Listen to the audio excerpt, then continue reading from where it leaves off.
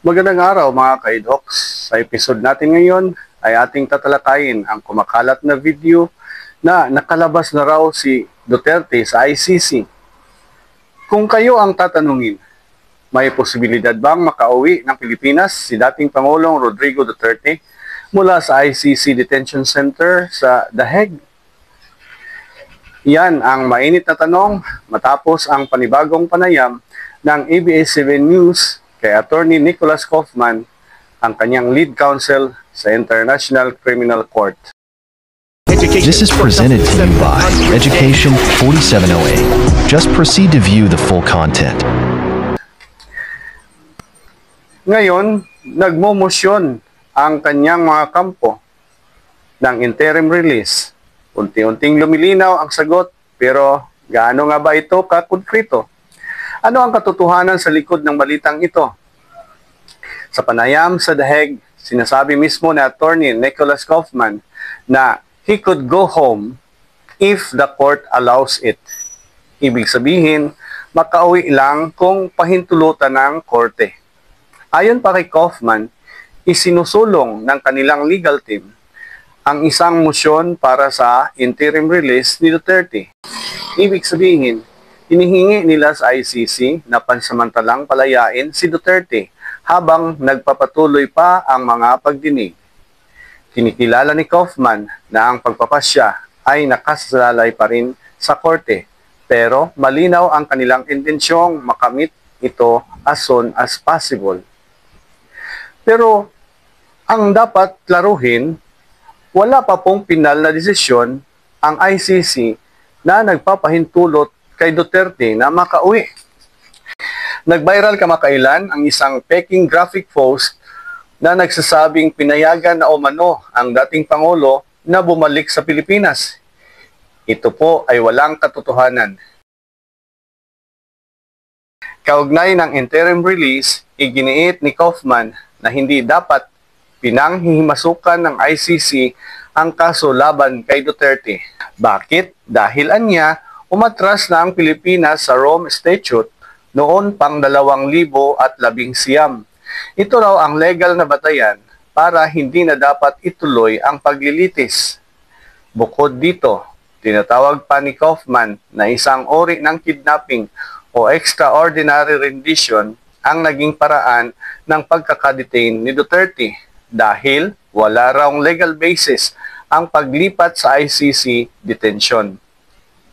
Habang nilalatag ang mga legal na argumento, hindi rin matawaran ang emosyon at panawagan ng mga taga-suporta ni Duterte sa labas ng ICC sa The Hague. Ilang grupo ang nagtipon upang hilingin ang agarang pagpapalaya sa kanya. Ayon kay Kaufman, ang panalong boto ni Duterte sa midterm elections ngayong taon ay patunay umano ng pagtutol ng publiko sa pagkakaaresto sa kanya.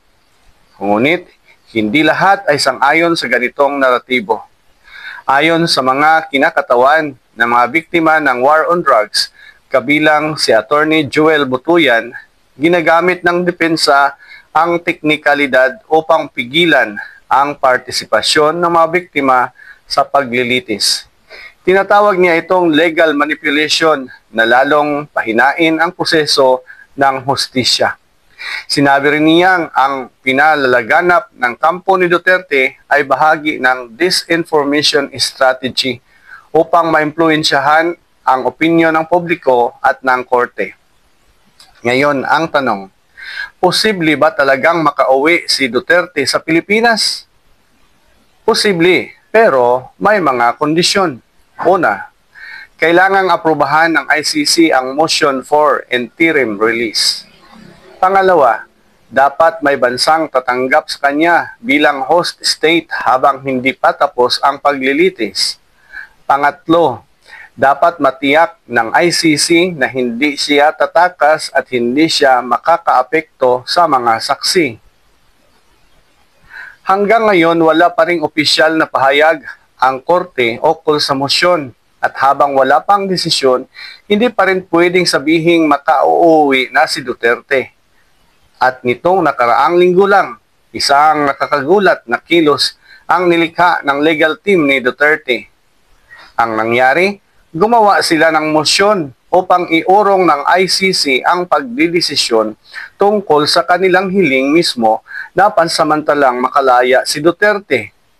Pero bakit ayaw nilang magdesisyon ng ICC tungkol sa hiling nito? Ibig sabihin, sila mismo ang gusto na patagalin ang pansamantalang paglaya ni Duterte. O di kaya ay nakatunog sila na hindi pagbigyan ang kanilang hiling. Nakakalito, di ba? Ang ganitong kilos ng mga abogado ni Duterte. Hindi ba sila excited na pagbigyan ang kanilang request? Bakit nag-request na iurong ang pagdidesisyon? Ang mga susunod na linggo ay magiging kritikal. Nakahain na ng mga legal argumento, nagsasalita na ang magkabilang panig, at ang buong mundo ay nakatutok. Sa Setyembre 23, 2025,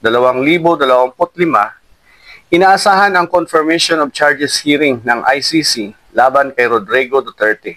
Doon pa lang, magdidesisyon na kung tuluyan ng uusad ang paglilitis. Samantala ang tanong, kung makakauwi nga ba siya, ay manatiling nasa kamay ng korte, hindi ng mga politiko, hindi ng social media. Ito ang EDOX DC Report. Salamat sa panonood.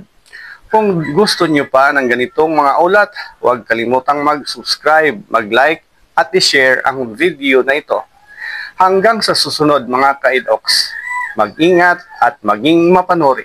Disclaimer: ang episode na ito ay para lamang sa layunin ng pagbibigay impormasyon at komentaryo batay sa mga ulat mula sa pampublikong media.